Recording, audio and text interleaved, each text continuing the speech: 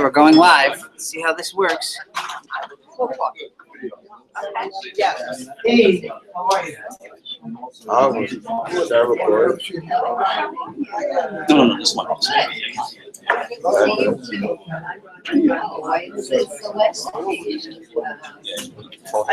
Hello. Hey, Jack. How are you? I'm the choir. I'm going to trip everybody up. No, I want Once this is on, you can leave it. Once it's on. Mordekai, stand presentation have need sound? Need sound? You need sound. Okay, so we can plug it in here. Oh, you have. I give you this.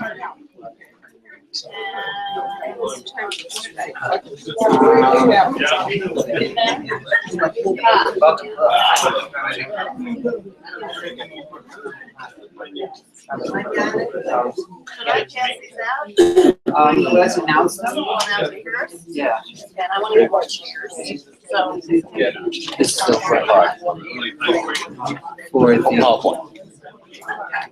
which you're going to use on your computer, which you have. This is okay. Yeah. Okay, ladies and gentlemen, I don't like to usually share my biases, but hopefully we're all friends here and no one is going to need to fill out the form that I'm showing you right now. Again, not that I have any opinion on the issue, but I want to give everyone a chance to do it. This session is live streamed. It's live online. It's only going to be viewing. It's only going to be the camera is only on the speakers, the people who are presenting. So your faces won't be seen. But if you put on makeup for the occasion, I apologize. But again, if you feel that you want to opt out, that you don't want your voice or your face involved, there is a form here you can fill out. I'll just put them here. I'll put them in the back if somebody wants one. They said we're all friends, but So do you want me to sit right there opt with out if you don't want your voice or your face. Rabbi has it. I'll show you. I can help you if you want. Can I give this to Donna to put in her wallet? Or to put in her purse? Okay. I want to make them unavailable. Yeah. If you want them, they're here. We need someone to operate. Thank you so much. All right, we do need another set of. Here's it.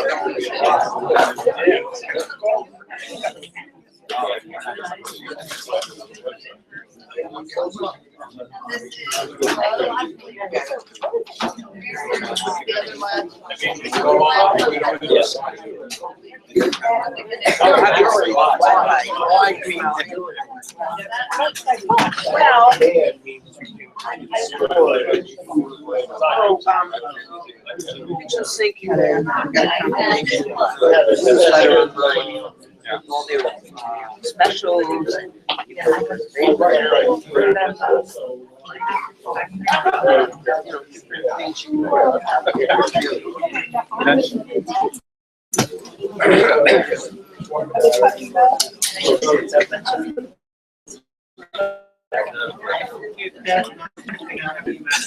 You be on the camera.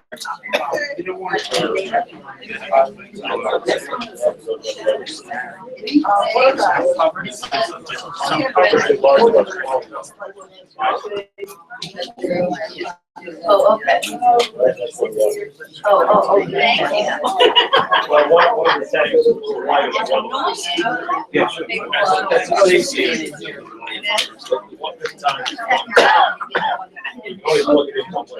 Right.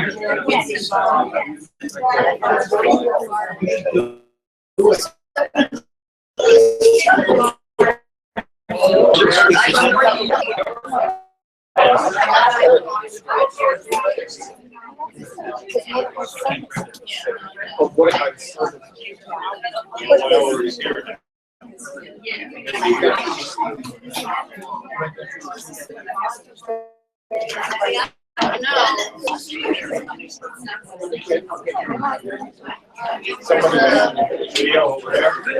Oh, it's that part,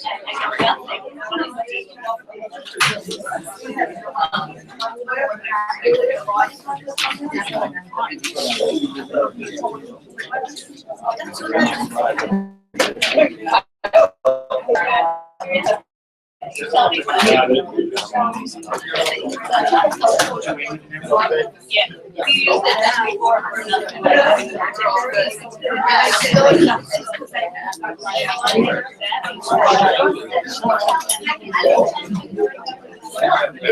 I've never been being like 63.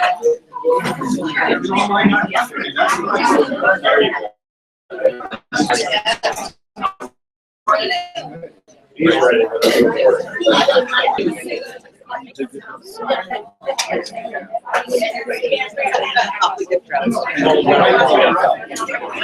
Gift wrappers.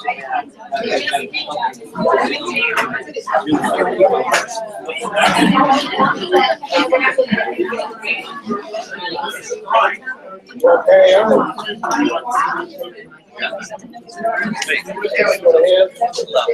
So you gotta speak up tonight. I'm gonna slide you. Okay.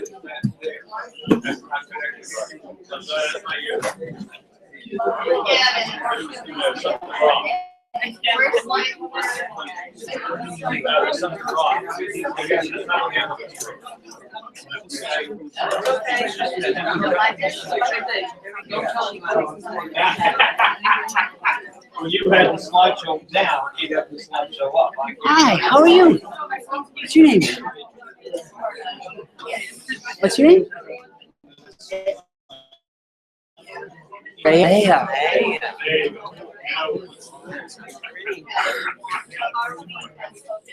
See, I have two. You're right in between them. Oh, that's interesting. Oh, that one's probably full. Oh, we're going up. Got the bit.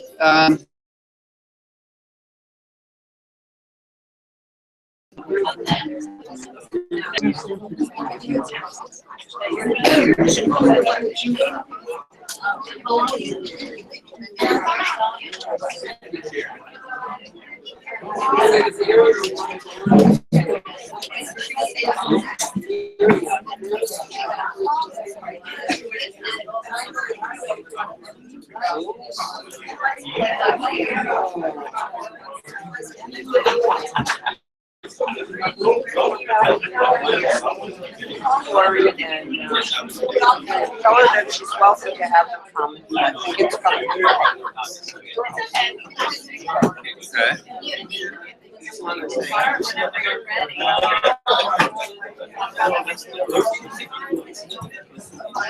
Fine, yes, that'd be nice. Okay, let's see where we went. Good evening, everyone. Good evening. Can you give me the back? I will try to project all the way in the back.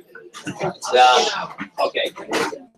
Unfortunately, we don't have enough copies for everyone. So underestimate how many people show up tonight.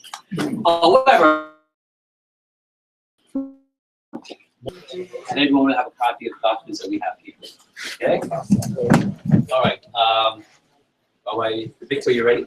Yeah, we got 7 viewers over here, so that's good. 700, I said. kidding. 7. Is this the time you say Dayenu? Dayenu. We all say Dayenu. It's not gonna work yet, so. Yes.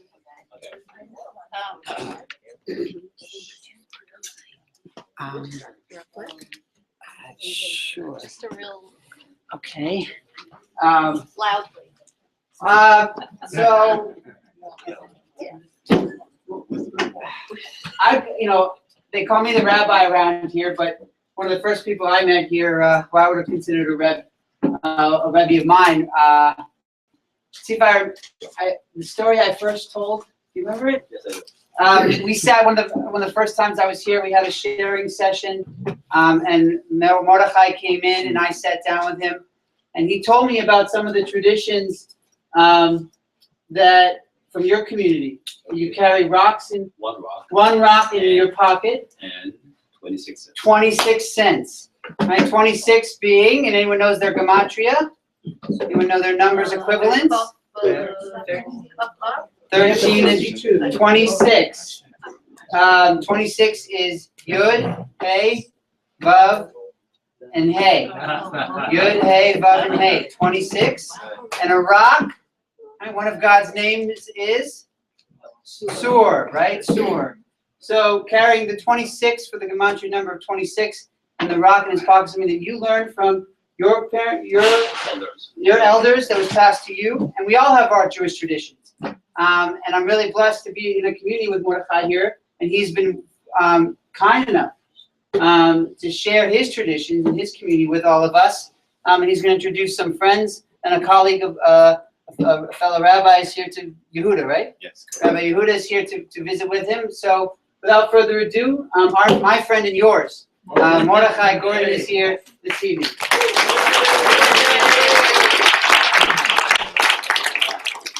Thank you very much. I'm so honored to be here today. And as always, we give thanks to the divine creator for everything that we possess and everything that we are today. And I'm so happy that you are here to, I guess, this is like the first time, I believe, we have ever had this opportunity to present aspect of our community to a bigger body. Normally, we are amongst ourselves, and sometimes we have discourse of 2-3 hours together.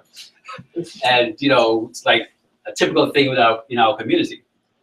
Having said that, I just wanted again to thank Rabbi Victor and the board of Temple Bethel for extending this opportunity for us, and also all of the members of Temple Bethel for giving the opportunity for us to come before you. Also, I want to especially thank Square Susan Ken. She's not. She's still coordinating. Okay, and Linda Perfecto and Muriel Harvard. It was 2 conversations that I had with Linda and Muriel why I guess the most I put it up on my heart to present to you aspect of my tradition. Because it's not always very easy or safe for us to speak about our tradition in a great body of people. Because of the many, many generations of enslavement and exploitation, we've been very selective in terms of who we share ourselves with. And I'm not sure if any of you have ever taken an African American history class before. Let's raise your hand. Anyone? African American, okay? Very good. What about Jewish history class? Okay, very good. Now, before I introduce the panel with me, I just want to let you know that this course is basically an introductory course. And what we're going to try to do tonight, the most willing, is to lay down certain context, certain foundation for you to be able to follow the next few sessions, because it's supposed to be 3 sessions. So we're going to lay the foundation, give some background, some history and tradition, because again, it's very deep and very broad. So I'm going to try to keep it very narrow so you can follow. We're speaking primarily about the community that Rabbi Matthew of blessed memory created, established back in 1990. 1990. Okay, and the term Jews of color or black Jews is a very broad word. It covers everyone who is Jewish, who's of this complexion. or views of this sort, including you, Rabbi. Okay, so the three-part session. In saying that, let me just briefly introduce Rabbi Yehuda ben Levi. Rabbi Yehuda ben Levi, he's been a very phenomenal rabbi and mentor of mine.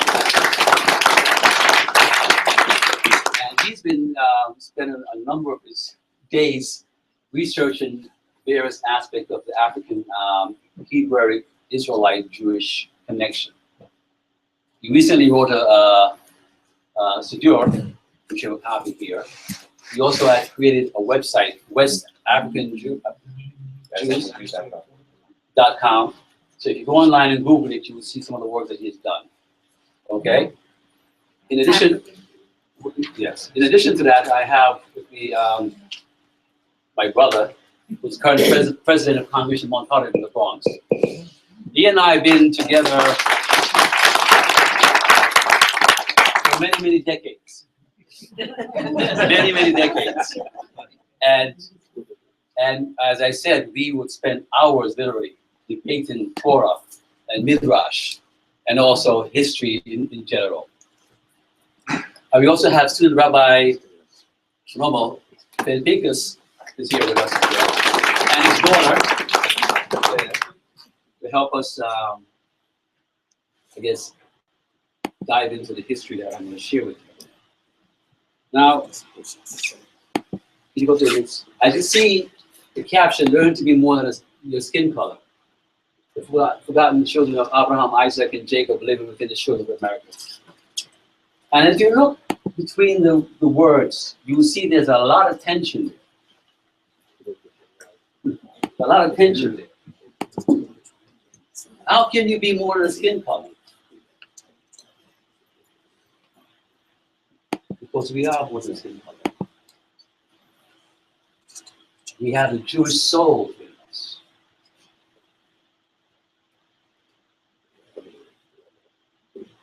So let's go back to 1919. There were a tremendous amount of things happening in this country at that time. We have race riots. We have different factions. We also had a people who had been in bondage. Some speculate for 1,500 years. A few weeks ago, we had a speaker, Imam Abdul right, and he mentioned that they realized that what Elijah Muhammad was doing and Malcolm X wasn't converting the Africans who were free to Islam, but returning them to the practice and customs of their forefathers. Because for 700 years before the European slave industry, the Arabs enslaved us for 700 years. And took some of us and made us Muslims. And when the European slave trade began, they took us again and made us Christian. So if we were Muslims already, there would be no need to make us Christian. I mean Muslims. And if we were Christians already, there was no need to make us Christians. So Rabbi Michael Blessed Rabbi came around a time where our people all around the globe have been rising up and says, Ham Yisrael, Ham Yisrael, Ham Yisrael Chai. But the world would not accept that. The world could not accept that. Because how can the people who we have no record of expound these words? That they are Jewish, and that they're Israel, and that they're Hebrew. Because they've always been slaves.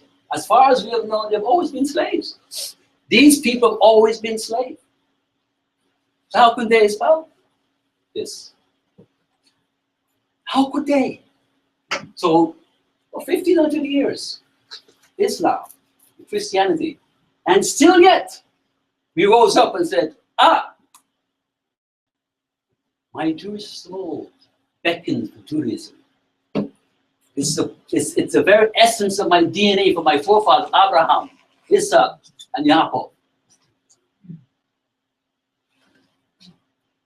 And we're told, well, the 10 tribes of Israel are lost to us.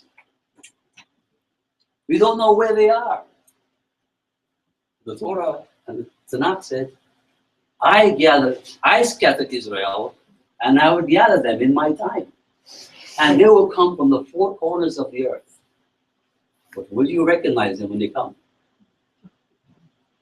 Will you recognize them when they come? And so Rabbi Matthews, when he came with blessed memory, Rabbi Gordon, their task was to help those who were returning from 1,500 years of bondage to have a place where we could find some safety. So yes, he had Jews who had, both parents were Jewish, who couldn't find any place of comfort to worship. And some who, yes, were in Christianity because of what I said to you, the enslavement. And they still rose up and says, I am none of these. I am Israel. I am Israel. And that was a message that Rabbi Matthew, blessed memory, held on to and passed it forward. So I have with me my brothers, I call them my brothers, from way back to help me present this. So from the very point of its emergence in the early 1900s, the task of trying to make sense of African American, African Caribbean claiming to be descendants of the Hebrews, Israelite, and the Jewish population has been a constant challenge for some. How is it defined to explain this occurrence, individual and family and a group of people saying that I am Israel, B'nai Israel? How do you explain this? We have no record of them. We have no record. But they're saying this. Is it they have a spiritual connection because of Christianity and Islam? Why they're saying this? Is it because they have some emotional attachment to psychology to pull them to this? Or maybe there's some historical context where they actually had some theory as part of our family. Maybe it's all of them combined. Maybe it's all. This is Rabbi Matthews, blessed memory, which I speak. And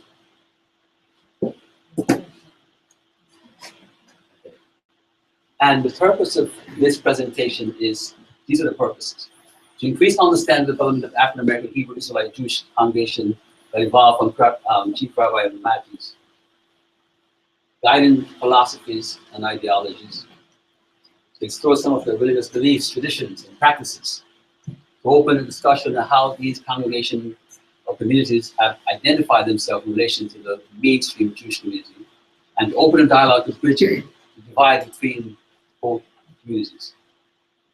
Now, I have first to help to proceed with this would be Shalom ben Israel. Now, you're familiar with the word Hebrew, yes? Some say, well, Hebrew, Eber was the first Hebrew, and then Abraham. When you hear us use the word Hebrew, we are connected to Abraham Rabbeinu. And as far as we understand it, there was never any break from our connection to Abraham Rabbeinu. We're speaking about the people who came from Abraham, Ishmael, and so forth. Isaac. When you speak of Israel, you're speaking of Yaakov, Rabbeinu. Also, when we had a nation together, Judea and Israel, that extraction we speak of as well. When he left Mitzrayim together, and black Jew, it's a term that everyone understands what it means. And you get very deep, but it's not really important for me to get into all the different variation in terms of definition. So let's move. So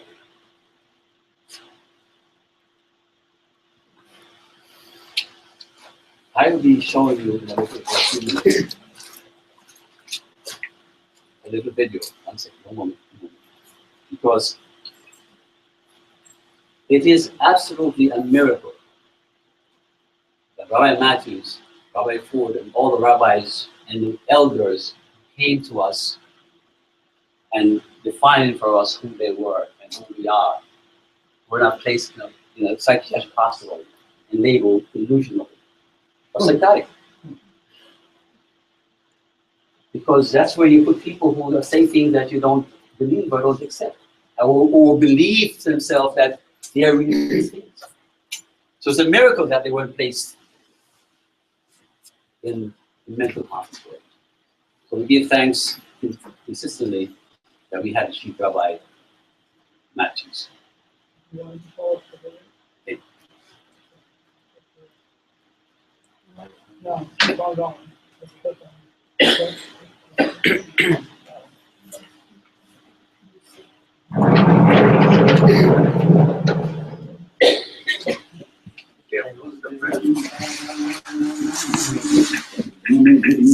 People look at me and they say, "Oh, you're the new face of Judaism." No, I'm the old face. You know what? The question is, can you stand to see your daughters and sons married to people that look like me? Or would you rather them marry the whitest Gentile than the blackest Jew?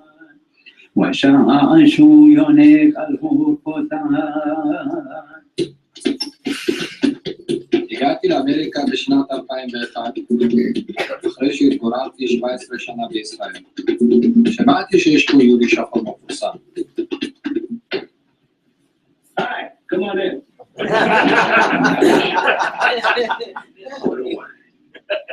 השאלה הקשה שאני שואל את עצמי, למה הזהות הכפולה הזו תמיד בסימן שאלה? In this country, we estimate 400,000 or more of the Jews are people of color, Black, Asian, Latino, mixed race, out of a population of about 6 to 6.5 million Jews. Biblical scholars believe that ancient Israel itself was already made up of diverse tribes. And as Jews began to disperse, they went into Babylonia, Egypt, Arabia, Greece, Africa, Europe. There were Jews in India, the Cochin Jews, the Nemanashe, and they went all the way to China. There are names from the Spanish world, for example, Perez and Abreu, that when you hear that name, you know for sure it's Jewish. My dream now is that Jimenez and Rodriguez and Garcia and Perez and Abreu and Viñas should be connected to Goldberg and Rosenberg and Horitzer and Katz, and that we should have all of the people from all the different places, and that to me is really the larger dream. W.B. Du Bois talked about double consciousness in American society. And by that, what he meant was that American society saw itself one way, but Black Americans lived the contradictions of the society. So they saw the society both in the way it liked to see itself and the way it is. At the same time, you have evidence, fact, reality, but you also have ideology, what people want the world to be like. And what has mediated the past to the present has been an ideology that says God must be one, and therefore the people connected to God, the people elected by God, must be white. You can be Korean and Jewish and feel authentic through all of it. And it's not just for Koreans, but I mean for anyone who feels that they're carrying a second identity, a second racial identity, and they feel somehow that they're not sure that they can make the two of them come together, and not feeling that you're always in one world or the other.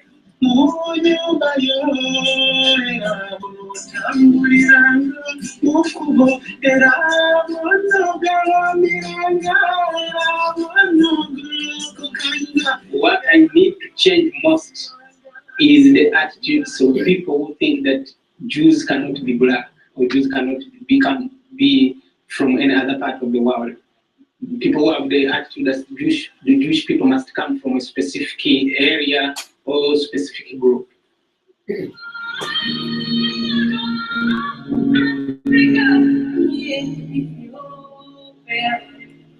נולדתי בשנה שבו קיסר היילה סלאסי נפצע על ידי מנגיסטו היילה מריאם. הוא שר עלינו לשמור את היהדות, אנחנו גרנו בשלטון דיכוי. הכל נלקח מאיתנו, האדמות שלנו, האמונה שלנו, גם לעתים קרובות, החיים שלנו. זה התחיל בסתר.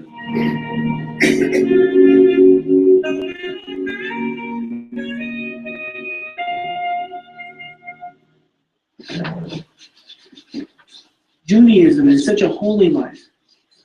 It feels so good that for 500 years, my family hid a secret that could kill them. I am the father of an adopted African-American child. It's critical to me.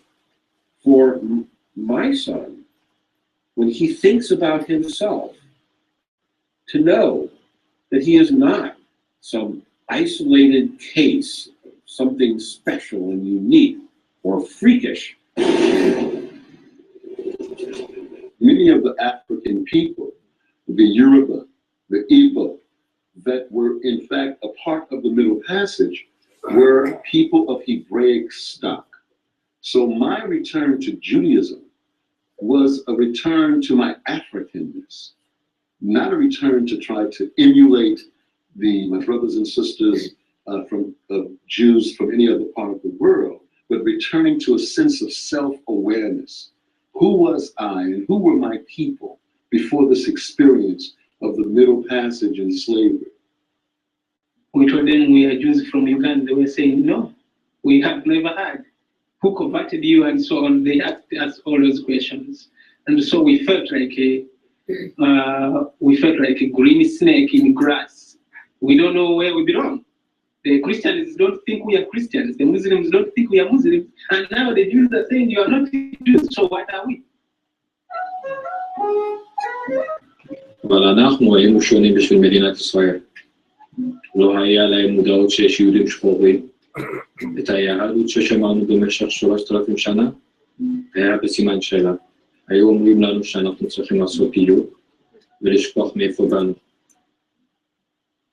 We finally allowed the Aliyah to Israel. Well, what does that say about the community in Uganda? They've only been practicing Judaism for 100 years. Do we have to wait 300 years, 500 years before we accept the Ugandan community? Who gets to say how they become Jews? Who gives them their papers? Who gives them their passports back to Jewish life? המסע שלי הוא למה אני ושאר אנשים צריכים לעבור גיור, בדיקת DNA, לשנות את העבר שלנו. מה קבע מכדי להיות יהודי?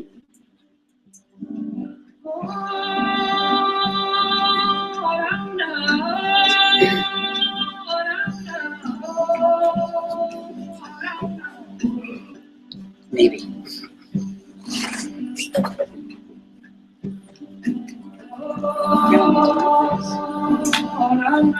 I'll take them as far as I can.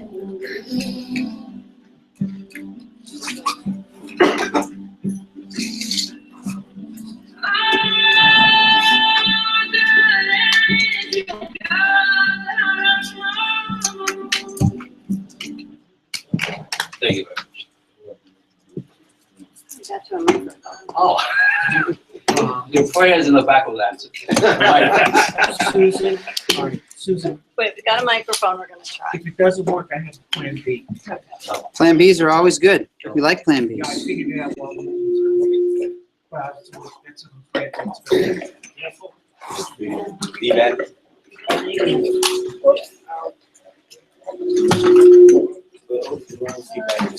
that's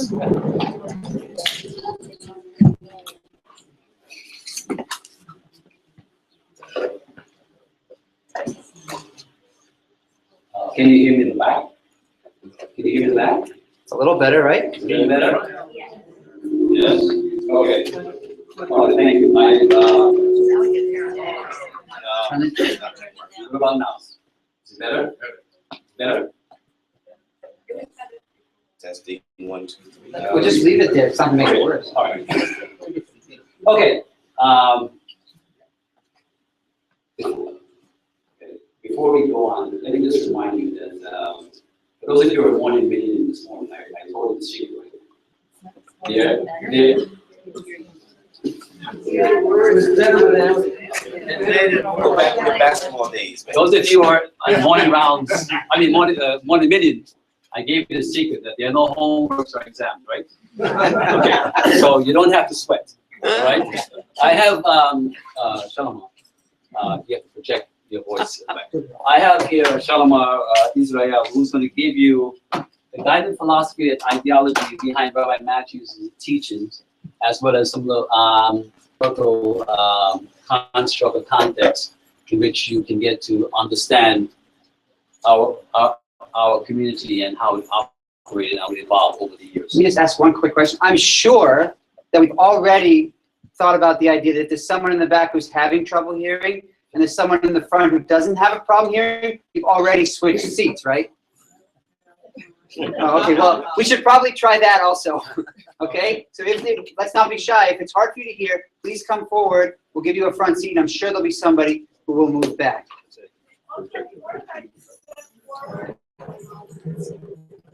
Thank you, Barbara Newman. You are a sweetheart. Thank you. Watch out for the cords. Don't trip. Okay. Or we can make this quick. One more seat up here.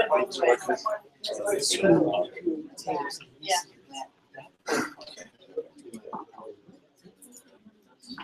Okay, thank you. Glad you're here. Okay. That was one idea.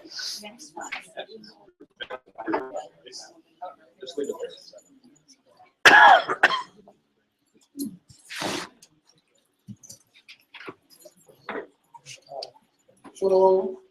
I trust that you all had a solid and good fast. Hope you were committed to that.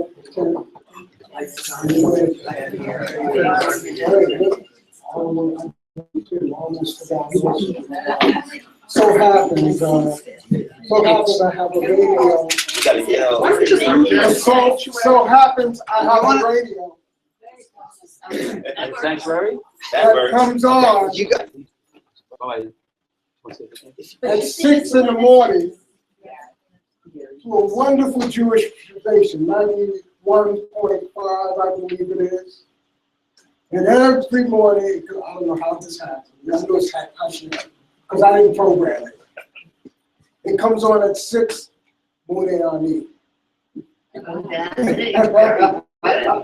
And this morning it came on, and I saw it on the calendar, but the significance of it kind of slipped my mind, and it reminded me this was the beginning of the onslaught to the temple by the Babylonians, Nebuchadnezzar, in 538. So today was that fast day in commemoration of that. But I felt that it came right on time for this type of presentation. Because with that onslaught, Israel had to defend itself. It went through tragedy and atrocity, and they had to run. Many of them ran back towards Egypt, down into Africa, and so forth. Which also, can you hear me in the back? Which also added to that wave of refugees running back to a place where they could find refuge and safety. So that's 538. But just before that, it was 722 with the Assyrian, and a wave ran back into Africa then. So that's two waves running back down into Africa trying to find refuge, whereas others were taken towards Babylonia, and those places, Assyria, what we call Iraq, Iran, and these places, and then further going forward. Now, my aim is to talk about Rabbi Matthew and his guiding principles and what guided him to try to redeem us over here. And where did this all come from? Because it's believed that maybe he got it from someplace else. But what has to be remembered is that those people who were taking in the transatlantic slave trade were a mixed group of people. And within those people, there were those of us with Hebraic faith who did not all forget, but had to submerge that truth in order to survive. And many of us, just like the Moriscos and Milanos, had to adopt Christianity in order to survive. Otherwise, we'd get killed on the spot. Why is that? Because they knew that if we may remain, you can't be an Hebrew, Israelite, Jewish, and not want your homeland. Is that right? Somehow the urge in you is going to come up.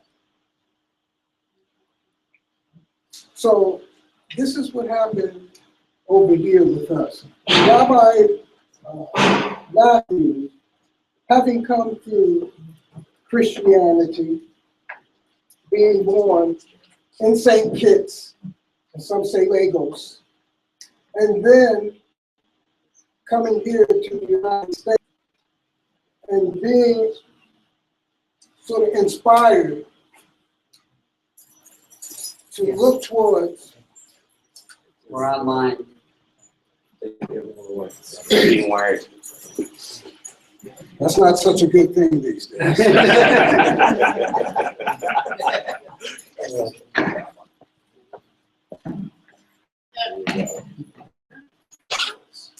And being inspired by the Most High to realize that. Just got higher.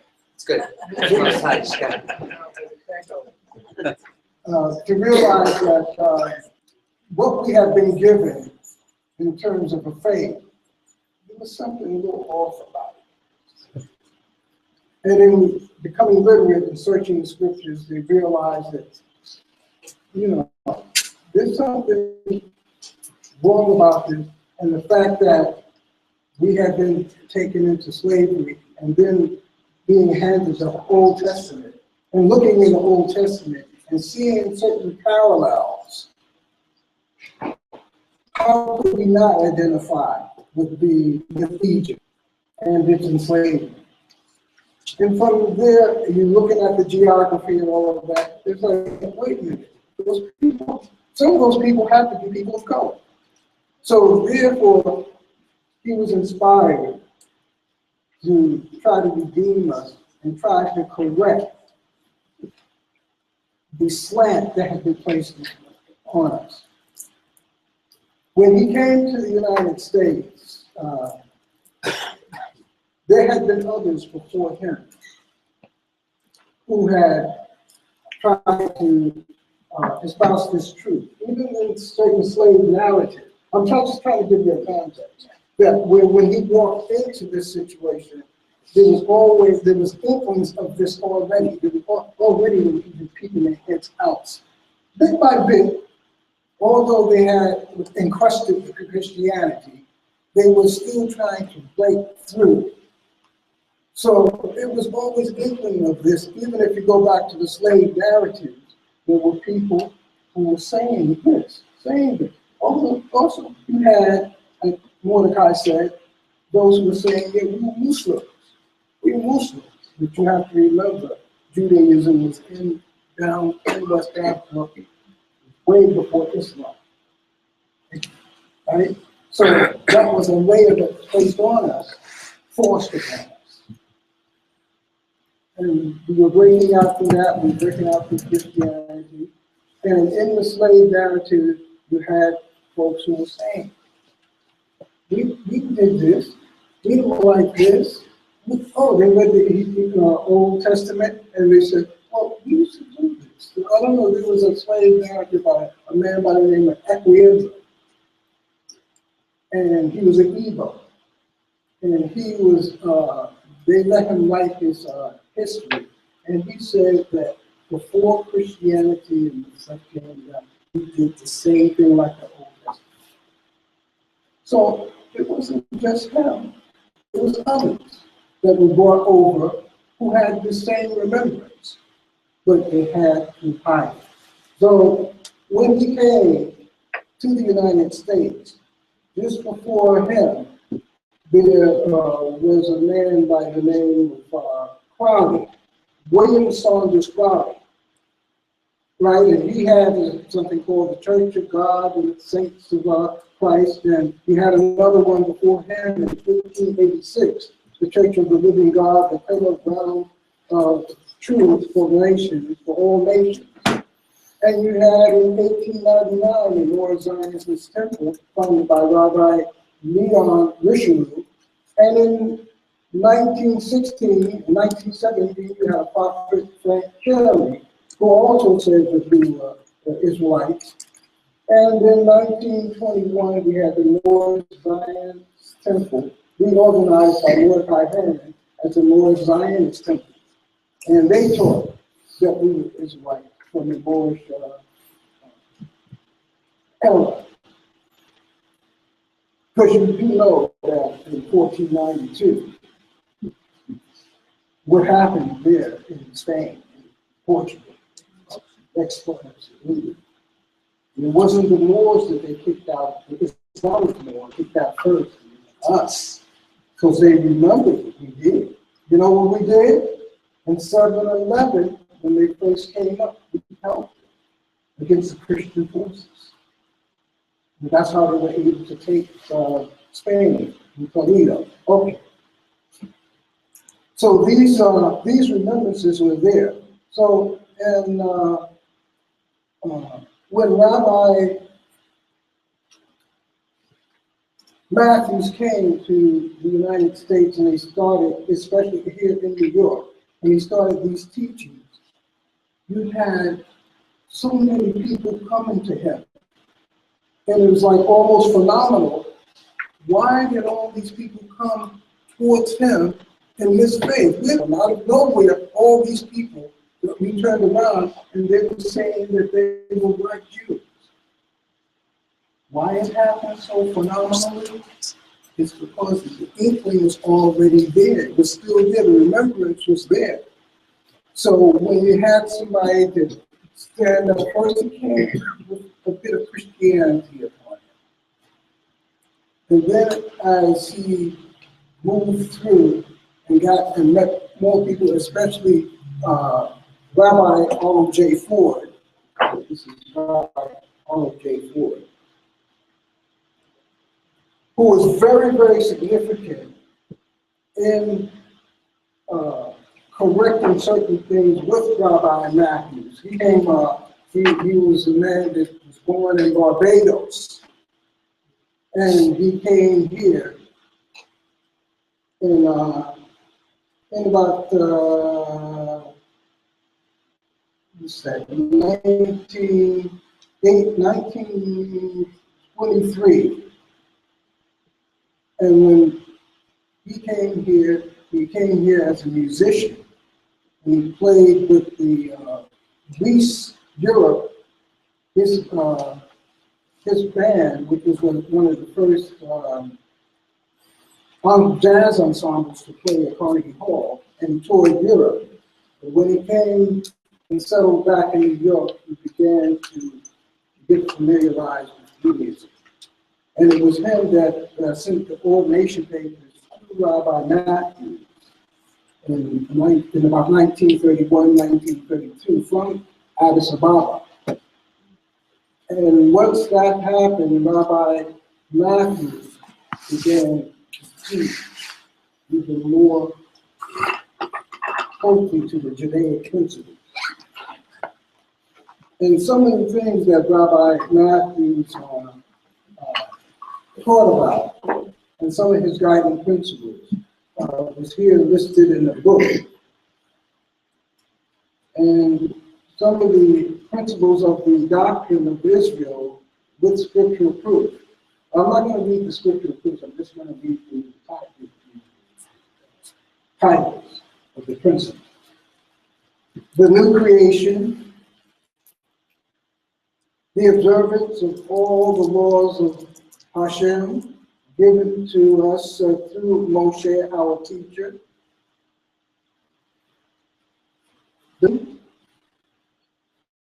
administration of feet washing and all the rites of the Passover, tithes and offerings, the early duty of the people of Hashem, the eating of kosher food according to Israel's laws, everlasting life, absolute holiness according to the law of Hashem, the resurrection of the dead, meaning that the Israelites who were dead to their understanding would be raised up again. The resurrection of Israel, the coming of the Mashiach, theocratic.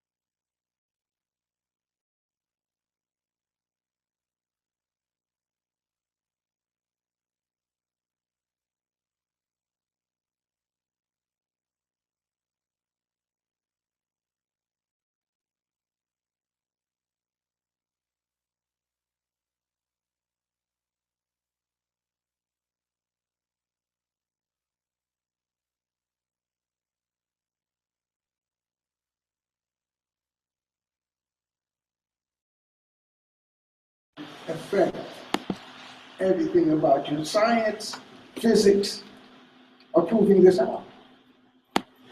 They even have proven, it's proven now, that if you feel that you're old, you will be old. And they're showing that it has an effect on you.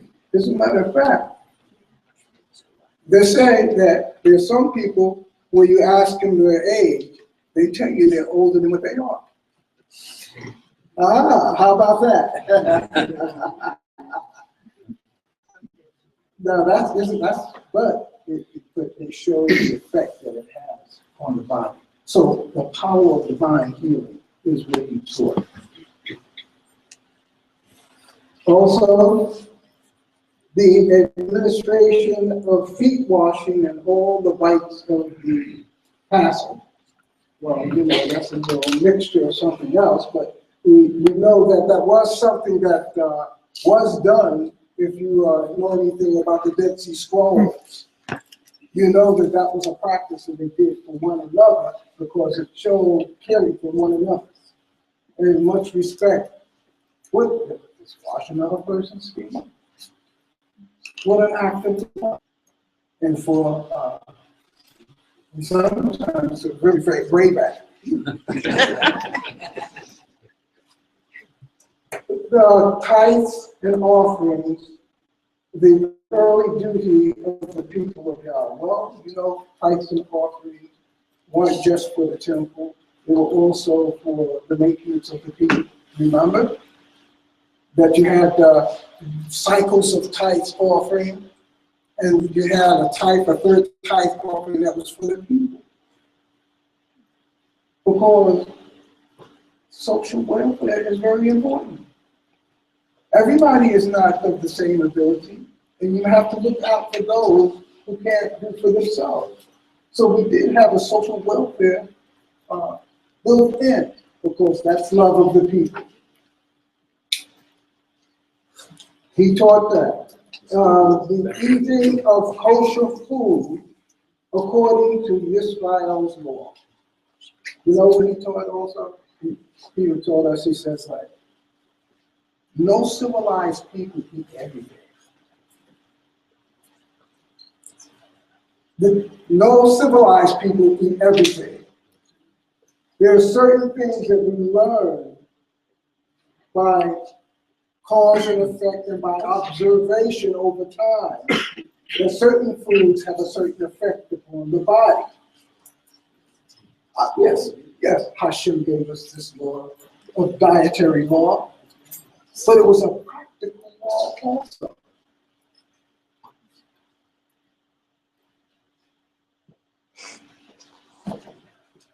You want to eat shrimp? You want to eat snails? You're going to eat those things that are what they call sanitary departments. Most High made a sanitary department of the air, of the ground, and of the sea. That's for them to clean, not for you to eat that which cleans. But they saw the effect of this over time. You eat pork. The person that eats pork, I have a friend that's a doctor. He tells you, he says, those people that have this high blood pressure, we tell them, stop eating pork. Don't eat pork. And it goes down. Those people that consume a lot of shrimp used to have what they call stones. You ever heard of stones?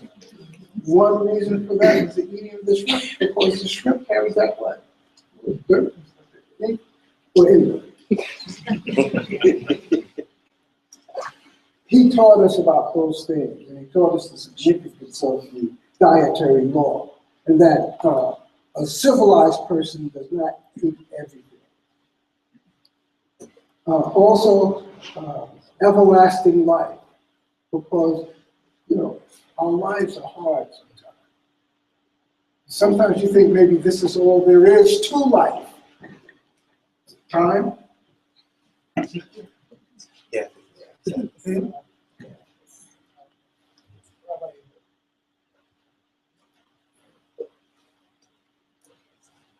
Okay, I guess it would be. Okay, so absolute holiness according to the law of the Most High.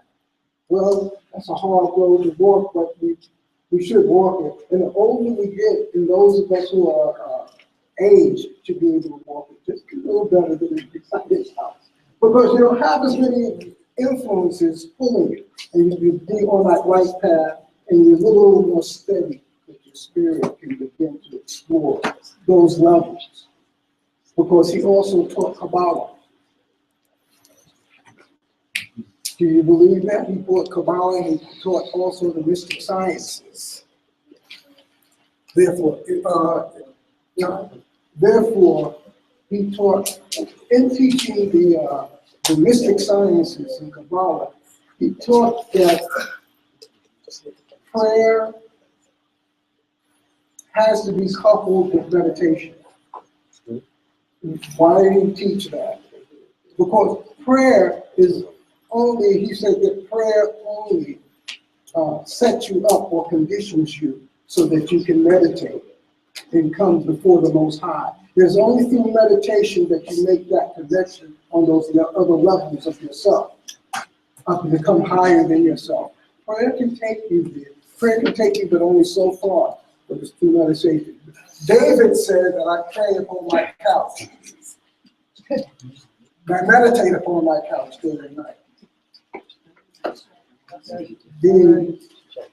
the restoration of Israel, that one day will all come back together.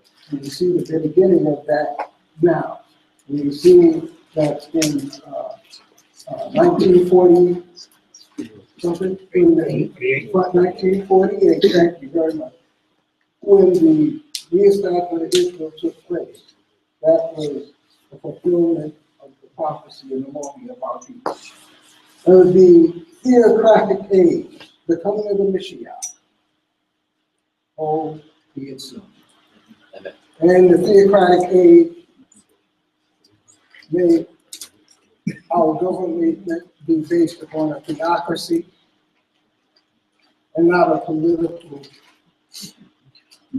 right? Because that's a controversy for us right now. That's a controversy. Is Israel a theocracy or is it a political entity?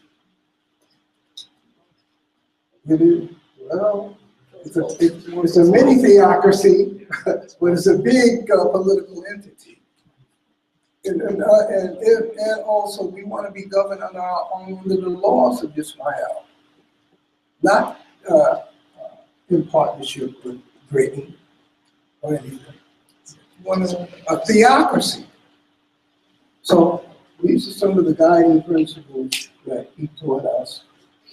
There's other extended ramifications of all of this, but maybe in our next appearance before you, we can go a little more deeper and a little more clear.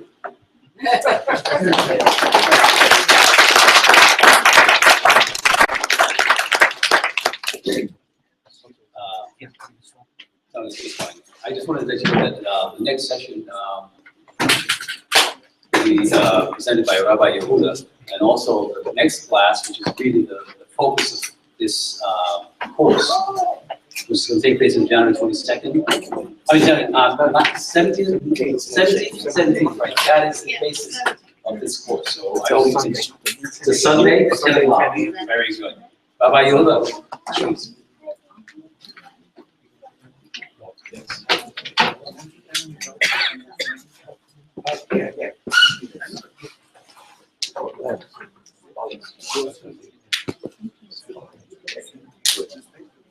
Just give me one moment. I don't need this, but.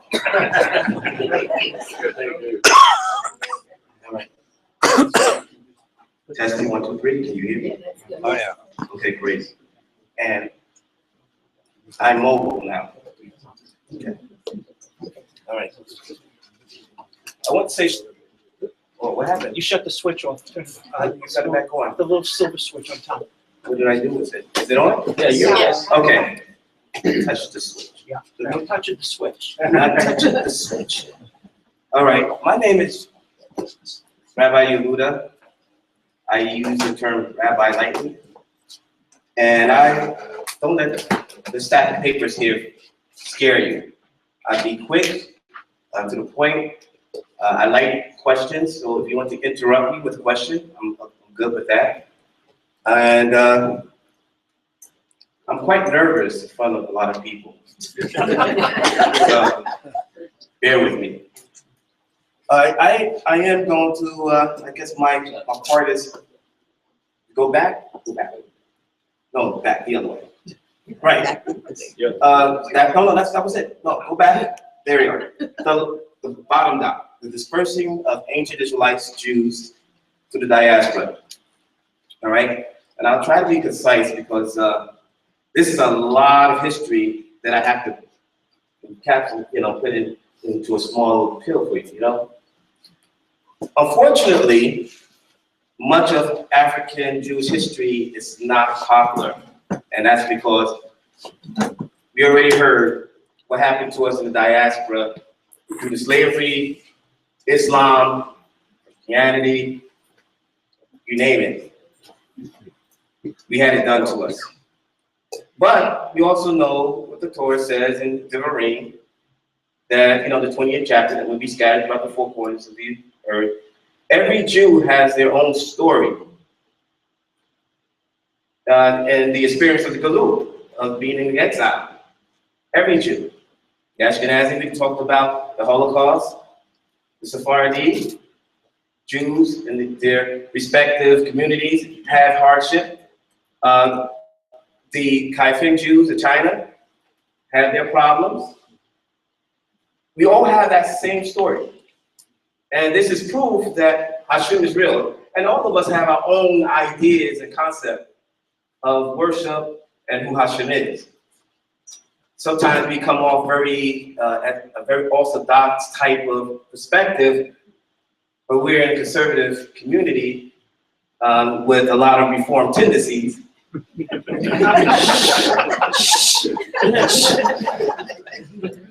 It leaves room for different interpretations of divine providence and how we see the Creator. But what makes us one group of people is the fact that we all agree that it is the Torah that is the guiding principle of our life. So, and we all have a connection with the children of Israel in the Torah, and we all have our oral traditions and our history that connects us to the children of Israel. So, I think this is our turn. We saw the Ethiopians come from East Africa, and believe it or not, Ethiopia is only one particular chapter. I'm going to use this time for station identity. This is the Siddur that, with the help of the Messiah, that I was able to put together for the community. It's called, I touched this silver button. Oh, yeah. It's called Hope Ma Yisrael. Actually, it was a collaborative effort. But in the Siddur, just like we have Sim Shalom in this community, and you have the burn bomb, Kol Yehuda in the Sephardi community, we have now a Siddur that is full of our minhagim practices, and in the few pages of the introduction, we have a bit of our history. So I'm going to use this just to talk a little bit about our dispersed experience in the diaspora. Okay? I normally call our community the WAJ. It's an acronym for West African Jews of the Diaspora. Being that many of us come from West Africa, it's not a secret that many of the African American folk that made it here via the Caribbean islands, etc., came through West Africa, the transatlantic slave trade. But the people of West Africa, when I'm talking about Ghana, Nigeria, Cameroon, all those different regions of West Africa, though we have an oral history, we are not a homogeny, but we're having what we call, what I would like to call, a bottleneck experience. Although we have our own history. Some of us come from ancient Egypt. Many of us come from Ethiopia. There was a trade route from the east side of Africa to the west side of Africa. And I'm going to name some individuals. Just to make it quick, fast for you guys.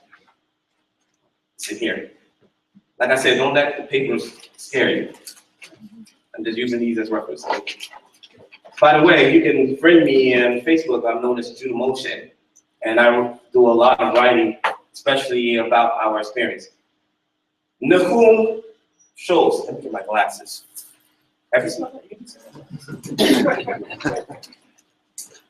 I'm a young guy with old eyes.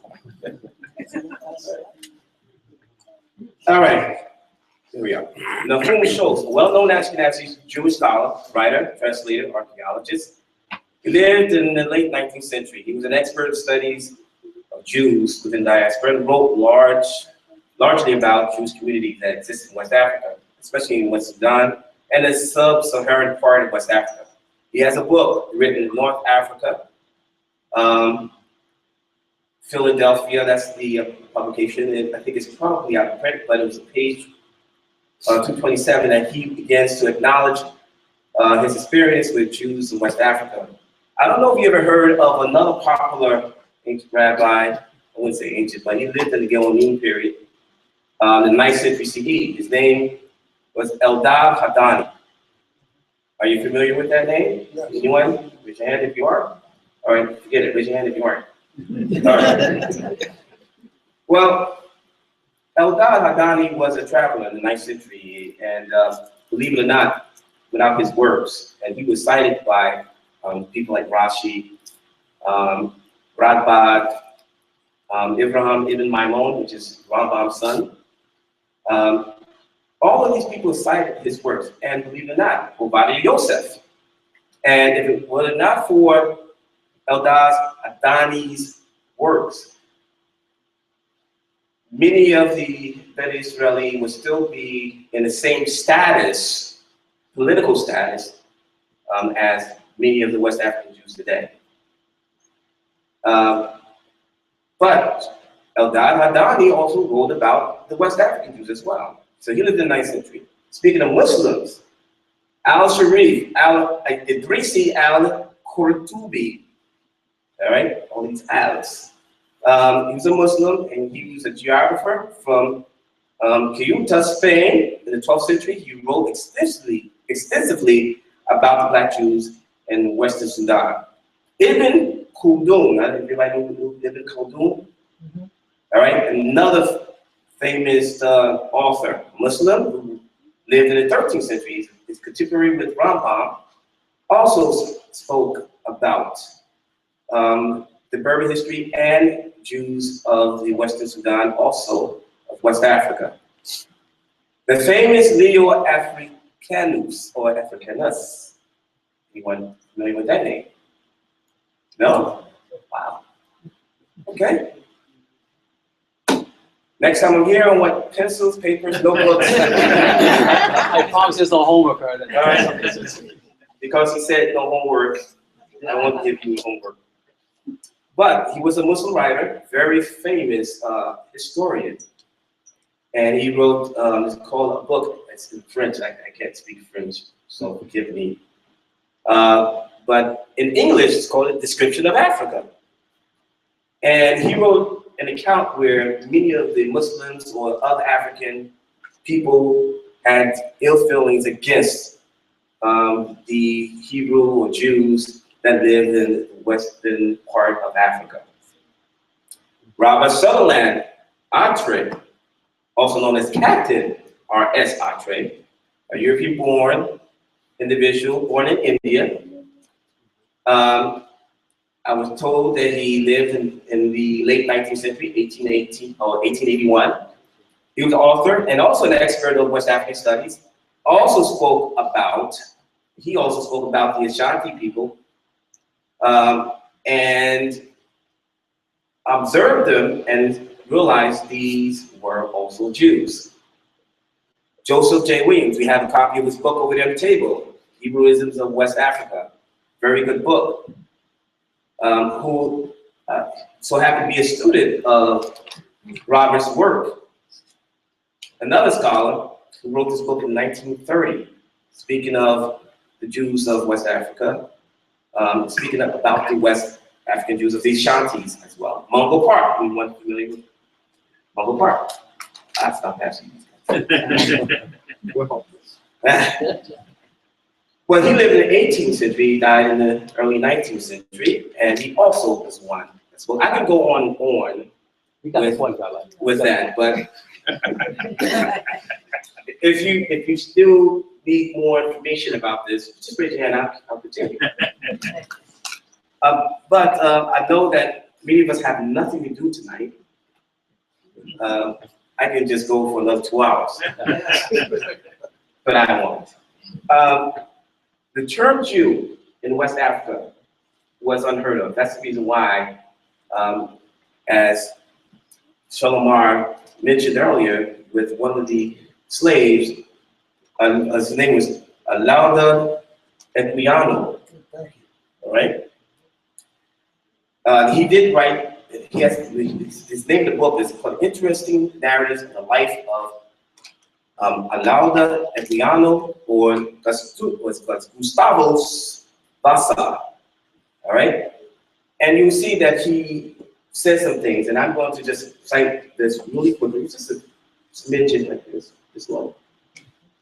All right? I cannot forbear suggesting that what has long struck me very forcibly, naming the strong analogy which even then, by this sketch, imperfect as it is, appears to prevail in the manners and customs of my countrymen, and those of the Jews, before they reached the land of promise, and particularly the patriarchs, while they were yet in the pastoral state, which all things is described in Genesis. Some of these similarities are found in their religious practice. One created all things. We realize that was common. We mentioned the practice of circumcision, which is on the 8th day. He mentions the offerings and feasts according to the laws of Moshe. They were all corresponding on the same day. He is one example of the Hebrew isms that were found in Africa by these explorers. And they are still in existence today. Mungo Park, I mentioned about him earlier, and he also talked about some of the works they had. He said they had the Torah Lemusa, which means the Torah of Moshe. He also stated that they had, they called it Zaborah Dovid, or Dawidi, which means the Psalms of David, or David. So there's much history about the Jews of West Africa, but how did we get there? Like I said, we're not a homogeneity. There was a trade from Ethiopia. In the books written by the Muslims, there's a chronicle of history written by the Muslims. And in the chronicles, there's two. There's called Tariq al-Fatash, written in the 16th century, and Tariq al-Sudan, written in the 17th century. And they speak of the history of a great Jewish empire in Ghana. It's a kingdom, and it existed since the 3rd century CE. He's talking about dynasties, 17 dynastic families, all of them having Jewish names, although they had the Arabic, twang to it, but it was all Jewish names. Okay? He called this dynasty, called the Za dynasty, or the Dja dynasty, or the Dai dynasty, whatever. But this dynasty, 17. So, and the name Za was the title given by this kingdom, to this kingdom by the people that were living there. And it means that they are Kozawa al-Yaman, meaning they are from Yemen. So we came by way of Ethiopia, we came by way of the Yemenite Jews. Ethiopia and Yemen, believe it or not, they are the same group of people. They're just divided by political powers and took over. And they traded from the east part of Africa all the way over to the west part of Africa, where they traded. And then throughout that trade, we had the migrations of Jews. We also had within the chronicles of Muslim writings about the Jews from Egypt that came as well. And so we see through different times pockets of Jews, all right? Now, let me get on the next topic. Everybody got it? All right. Not tonight, not tomorrow. We have a test next month. Check it. I was told to stop. We done? No. I'm saying with the test. I thought we were done. All right.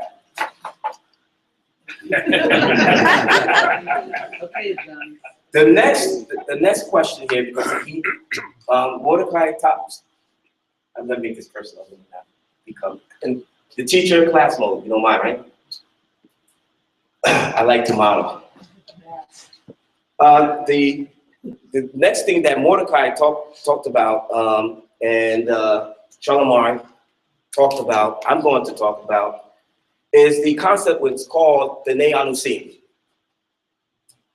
Anus is a Hebrew term meaning forced. All right? B'nai, we already know what B'nai means, right? Not Yes, bananas. yes, sons of. Sons of, right. Like B'nai Avraham, right. B'nai Israel, V'shamru B'nai Israel. We'll see that later. But B'nai Anusim is a concept that's been talked about in response by different rabbis from the 15th century. Rabbi went into it extensively in the Mishneh Torah. In the Talmud, it doesn't really mention the term B'nai Anusim as B'nai Anusim. It mentioned it as Dinok Shenishbah, meaning, those who were captured. And so Rambam breaks it down for us. He hit on Mordekai, touched on it. And so I just want to give you a tidbit on this. We already know about the crypto Jews, the Spanish Portuguese Jews, those who had to practice Judaism in secret. And as a matter of fact, in the video that we were just watching earlier, we saw people who come from that experience. The B'nai Anusim, the laws of B'nai Anusim states that any children that were born from those who were forced to convert to another religion, I mean, they originally come from Torah observance and were forced to another religion, they are not liable because of the situation that their parents found themselves in. Therefore, it is important that we receive them back to the Torah with open arms, and this discouragement of having them facing the Tevilah, or immersion, was written in many responses. Some were so liberal to say that we should not even ask about their lineage or even check for an unbroken chain of matrilineal descent. Now, this is the debate today among our different authoritative groups in Israel, and that goes under the umbrella who is a Jew. And we will be here all night to next year discussing who is a Jew. All right? But this is a phenomenon. This is something that happened within Jewish history, and it goes across the board. It's just something that we all need to take a look at. So the ideology and the teachings that B'nai Anusim is the monopoly that belongs to the, I don't need this here, right? No. Sorry about that. It's just, all right. Just lay it down. I want to walk around. Put it in your pocket. Put it in your pocket. I want to test this. All right. 5 minutes? I have 5 minutes. All right, everybody set their time. All right, 5 minutes. So the ideology that the B'nai Anusim is just a concept that belongs to the Spanish Portuguese Jews is a myth. The chapter is still being written today by many of those that come from West Africa. Many of those come from Africa, Central Africa, and South Africa. And this ideology, who's a Jew, who gets to choose and say that we are Jew or we aren't Jews. I think we ought to look at something more seriously. When we look at the spirit of the Torah, the spirit of the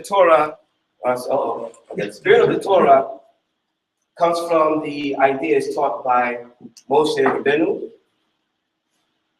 when it says you should not mistreat the girl. It's a serious sin. Then we see the spirit of the Torah again being alluded to when we say you should treat each other as we would like to be treated. Judaism originally was fluid. It wasn't hard, it wasn't narrow, it wasn't a political entity that it has become today. The days of the Sanhedrin are gone. So we must adhere to the laws. That's what keeps Jews together. It's in the Sefer HaChinuch, for those who would like to take a look at it. It's a basic educational or fundamental understanding that without halakha, the Jewish people cannot exist. Everybody will go their own way, we'll just be all confused. So we have to have some kind of premise to live by. We have the Torah, which is the written Torah, and then we have the oral Torah, and the oral Torah essentially is halakha given from the Mishnah, and then expounded on in the Gemara of Talmud. Now, why did I tell you this stuff? Because if you look at the Torah, written Torah, and you look at what was taught by Chazal, you understand that Judaism was open to anyone who would like to come and join the people of Israel. As a matter of fact, when we left from the rest of Israel, we came with a mixed multitude. He gave us problems, but Judaism is liquid. It's supposed to be liquid. So that's what we argue with. Even the conversion laws, that's what we argue with. Now today we have in our tradition, about a year study, make sure you understand, but according to halakha, the second time they're told about the mitzvah, the very easy and easygoing mitzvah is just before the Beit Milah. So, yes. See? This may be slightly off the topic, but I'm hoping that it's not. I had a doctor who was a practicing Muslim, but at one point, knowing I was Jewish, he shared with me that he found out that he had Jewish roots. And he, in fact, was so taken by that he started practicing some Jewish customs. And it was a very big problem for him. And he told me that, and I think I may have this wrong, but I think he found out that he was part of this Essenes. Okay. Group, which I think was came from Aaron, is that right? Well, there's many traditions where that seeds came from. But and there was some sort of a network of this group throughout, online network of this group, mostly outside of this country. And I don't know, is this something that you're aware of? Or? Yeah. You might be talking about the Karaim or the Karaites. Some of the Essenes are emerging with that. But even with the Karaites, there are Bnei Alusi. Wait, that's not fair. You took Isn't keep anything secret between us? Okay. But let me just go. I got 3 minutes now. Okay, 3 minutes. I'm sure you will vote for me. All right, but this is what I want to share, and I want to get this through you guys, because I can't. This is impossible for me to give you the information about the migration of Israel from the east side of Africa to the west side. But what I want to share with you, most importantly, is how we view Israel, how we view Jews today. And that since we've been spread throughout the 4 corners of the world, I don't see 3 continents. Yes, go back. Yeah. Since we've been spread throughout the 4 corners of the world, we will most likely look like the place or people of the places that we've been spread out to. And very interesting because when I read the Sugya and we see hints of the rabbis expressing, oh boy, this is really I think this has a timer on it too, right? All right. Yeah. I'm going loud. Since I have 2 minutes, 1.5 minutes, the rabbis often fuss and bickered with each other, and I just wanted to share this with you. Many historians, you said no? No, go ahead. You mentioned arguments, so I just came in. Okay, I thought maybe you didn't want me to drop a secret here, but I'm giving it to you. And they made insults to each other. And some of the insults they made were calling another person a black pot.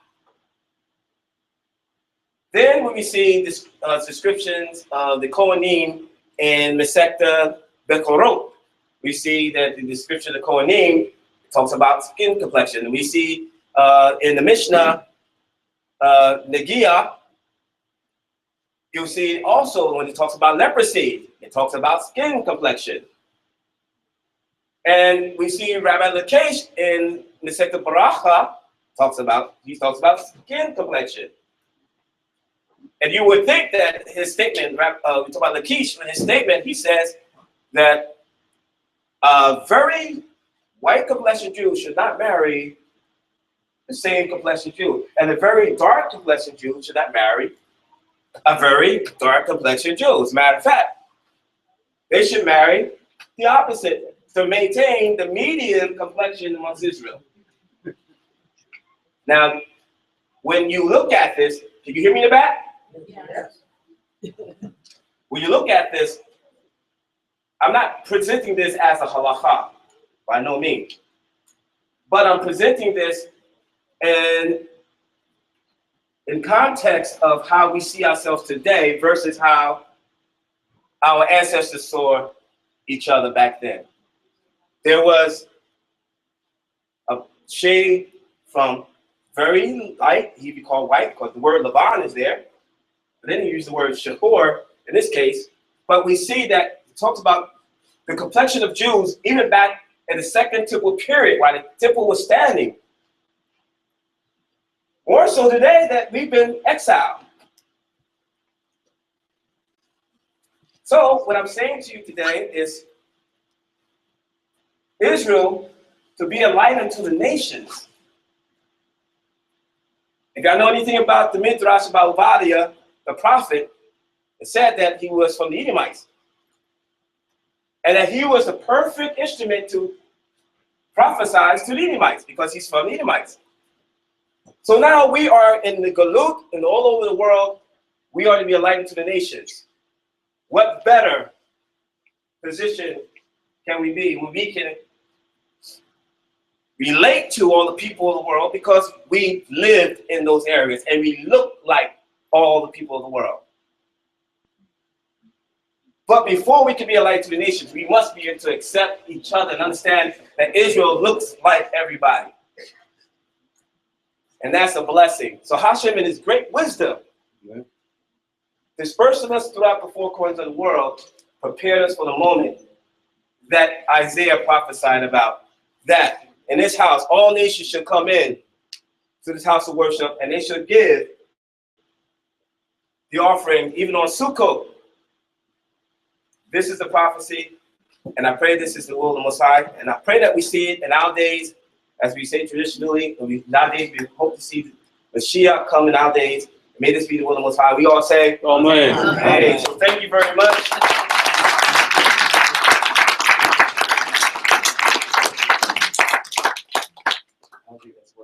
You want me to change the battery? No, it's fine. Can you hear me in the back? I just want to again, before, in case you have any questions, and thank you all so much. I know it's been a long stay. You know how we Jews after 5 minutes want to go home. But I thank you again. If you have any questions, please yes.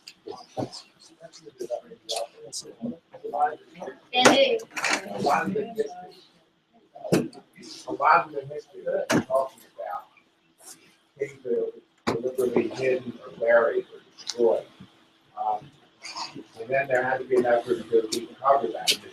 It's a process in terms of people destroying the history that we've been talking about, and then somewhere in recent times or during that course of time, the history was recovered. What was the process that happened? I'll ask Rabbi. So the question was, is there a history of a people's history being there was an attempt to have it be erased, but then have it being found again?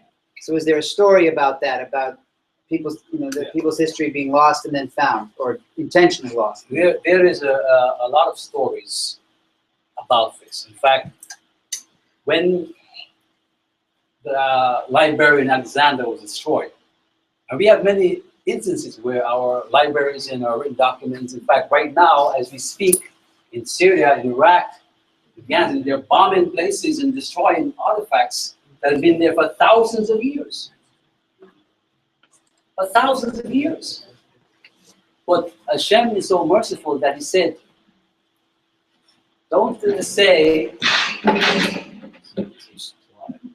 don't say that it's too high, that you can't reach it, or it's too low, or it's in the depth of the seas, because I placed it where, Israel? In your mouth, and in your heart, and in your mind. So no matter where you go, it always go with you, and that's Torah.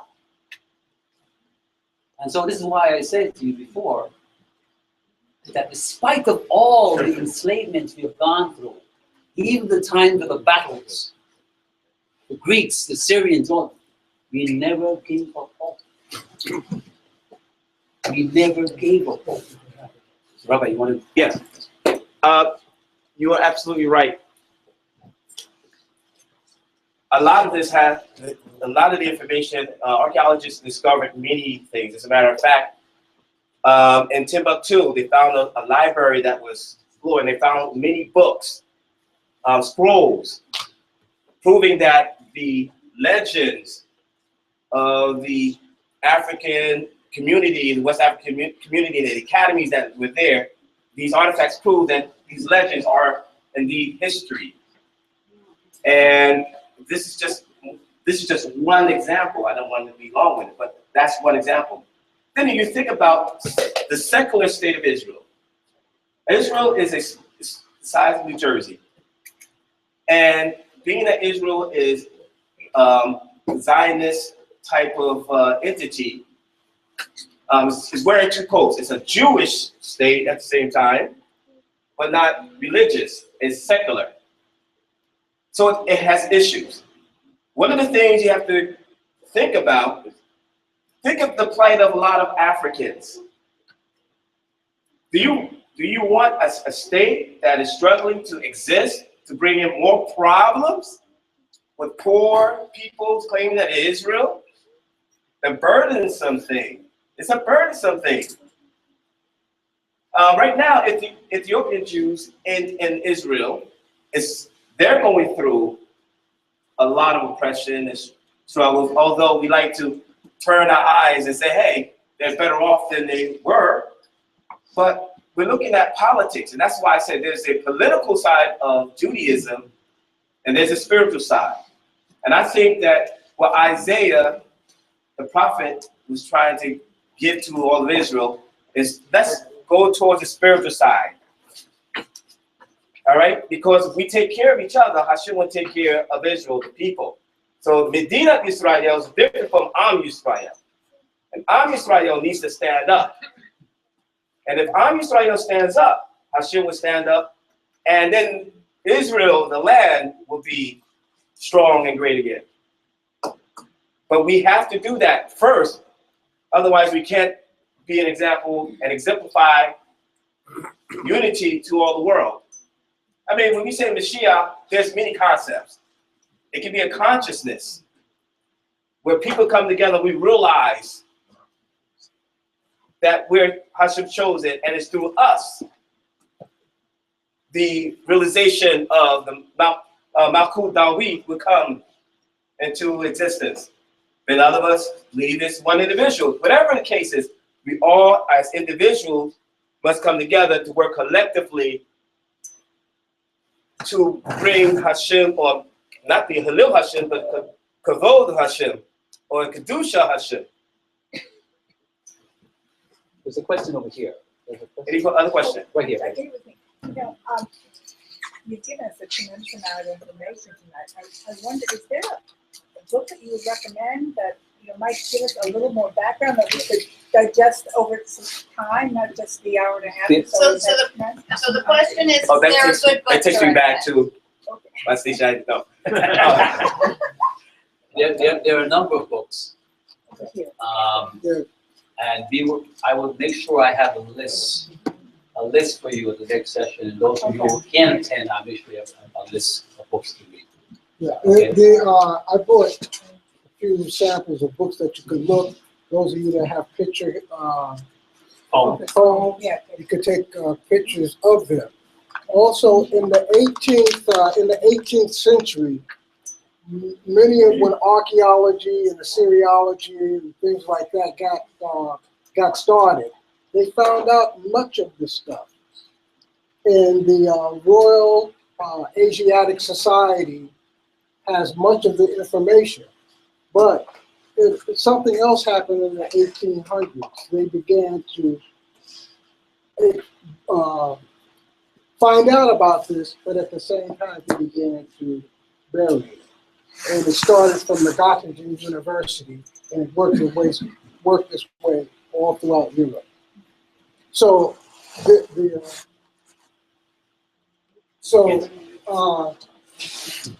so the questions that you asked, yes, it's still the information is still there.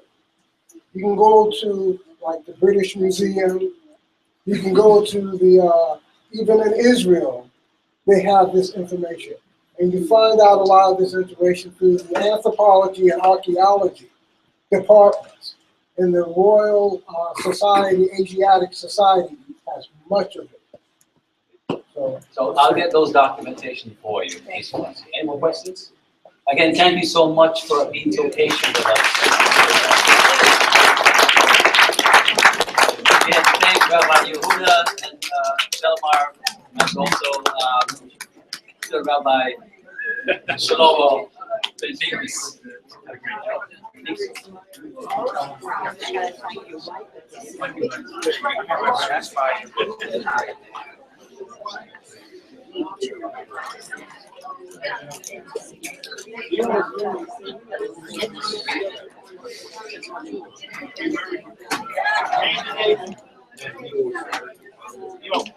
There's no way I can.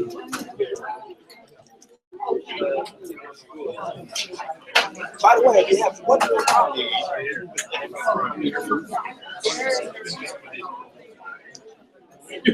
I would like to talk to you before you leave when you get a chance. Is there any chance I can borrow you an hour on Thursday night? Thursday's Christmas Eve. Nobody's going to be doing anything. Can you and I go down to the Home Depot and grab that stuff? Like about 9:30 in the morning. It's supposed to rain up until then. Yeah. Oh, okay. Yeah, I was thinking about 10 o'clock. It shouldn't take that long. All right, I'll tell you what. I'll call you tomorrow at home and make some arrangements then. Okay? Okay. Thank you.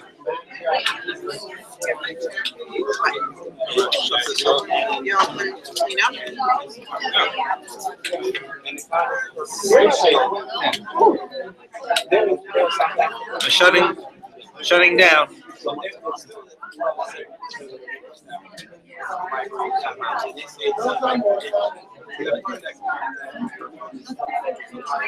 Somebody said January 17th, but I need some kind of background.